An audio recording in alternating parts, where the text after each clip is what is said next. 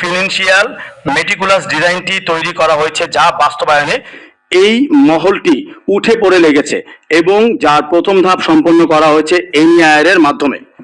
সেই বিষয়ে আমাদের আজকের প্রেস কনফারেন্স হচ্ছে এনইআইআর বাস্তবায়নের আড়ালে মোবাইল শিল্প দখলের অভিযোগ, মূল পরিকল্পনাকারী ও সংশ্লিষ্ট স্বার্থ গোষ্ঠীর ভূমিকা, প্রেক্ষাপট। বাংলাদেশের ন্যাশনাল ইকুইপমেন্ট আইডেন্টি রেজিস্টার ব্যবস্থাপনা বাস্তবায়নের মাধ্যমে মোবাইল শিল্পে যে অস্থিরতা, সহিংসতা এবং ব্যাপক অর্থনৈতিক ক্ষতি সৃষ্টি হয়েছে তার পেছনে একটি সংগঠিত সিন্ডিকেট ও নির্দিষ্ট ব্যক্তিকেন্দ্রিক প্রভাব কাজ করছে। এই প্রতিবেদনে মোবাইল বিজনেস কমিউনিটি বাংলাদেশের পক্ষ থেকে সংগৃহীত তথ্য, মামলা নথি, দলীয় নোটিশ, সরকারি তদন্তপত্র এবং বাস্তব ঘটনার ধারাবাহিকতায় ভিত্তিতে মূল পরিকল্পনাকারীর ভূমিকা তুলে ধরা হলো। নাম্বার 1, অভিযুক্ত ব্যক্তির পরিচয় এবং প্রভাব। মোহাম্মদ জহিরুল ইসলাম, ব্যবস্থাপনা পরিচালক, স্মার্ট টেকনোলজিস লিমিটেড এবং অনর বাংলাদেশ। জহিরুল ইসলাম তথাকথিত 9 কোম্পানির মোবাইল সিন্ডিকেটের একটি গুরুত্বপূর্ণ অংশ এবং এনইআইআর ব্যবস্থাকে ব্যবহার করে পুরো মোবাইল শিল্পকে একচেটিয়া নিয়ন্ত্রণ নেওয়ার নেপথ্যে পরিকল্পনায় যুক্ত।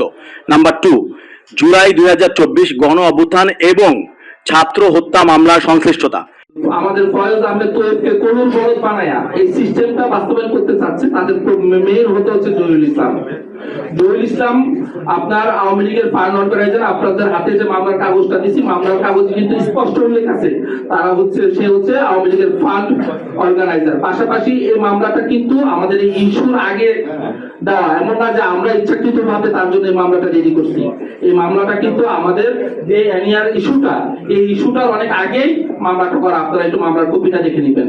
এখন কথা হচ্ছে আমরা যে বিষয়টা নিয়ে কথা বলতে চাচ্ছিলাম, আমাদের এই 9টা সিন্ডিকেটের যে 9টা সিন্ডিকেট এখানে জড়িত, এর ভিতরে আমরা একজনের প্রমাণ দিছি যে জহিরুল ইসলাম আওয়ামী লীগের ফান্ড অর্গানাইজার, কিন্তু বাকিরা, আমার কথা হচ্ছে একজন লোক যখন আওয়ামী লীগের নিষিদ্ধ সংগঠনের ফান্ড অর্গানাইজিং এর কাজ করে, তখন তার সাথে কে কে আছে? আমাদের যে শাওমির কান্ট্রি ম্যানেজার জিয়াউল হক জিয়া, তার কিন্তু প্রধান সহকারী, এই সিন্ডিকেটের প্রধানদের একজন, এবং এই যে প্রজেক্টটা বাস্তবায়ন, এই বাস্তবায়নের মেইন কারিগরদের ভিতরে তিনিও আছেন। পাশাপাশি এই জিনিসটা বাস্তবায়ন করার জন্য তারা টার্গেট করছিল ফয়েজ আহমেদ তোয়েবকে, এবং তারা সাকসেস। এত কিছুর পরে, এত আন্দোলনের পরে, এত আমরা যে ন্যাশনাল সিকিউরিটি নিয়ে এত কিছু বলতেছি, তারপরেও কিন্তু তারা এটাতে কর্ণপাত করতেছে না। এখন পর্যন্ত আমাদের টিমকে প্রতিটা, আমরা যেটা বলেন যে এনইআর এর সাথে জহিরুল ইসলামের সম্পৃক্ততা কি, ফয়েজ আহমেদ তোয়েবের সাথে এনইআর নিয়ে যতগুলা বৈঠক আছে, প্রত্যেকটা বৈঠকে আপনি জহিরুল ইসলাম এবং জিয়াউল হক জিয়াকে পাবেন। এবং যে টাকার ব্যাপারটা বলছেন, টাকাটা কিন্তু বিটিআরসি থেকে দেওয়া হয়নি, এটা সত্য কথা।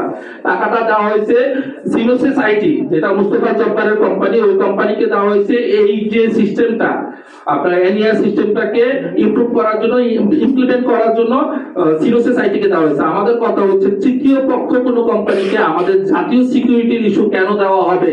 আমি প্রথমে একটা কথা বলছিলাম, যদি এনইআরটা এত জরুরি হয় আমাদের দেশের জন্য, অবশ্যই সরকারি ব্যবস্থাপনায় থাকতে হবে, প্রয়োজনে বাংলাদেশ সেনাবাহিনীর আওতায় থাকতে হবে। শুধুমাত্র তারা আমাদের দেশের সিকিউরিটি নিতে পারে, অন্য কারো হাতে আমরা দিতে পারি না।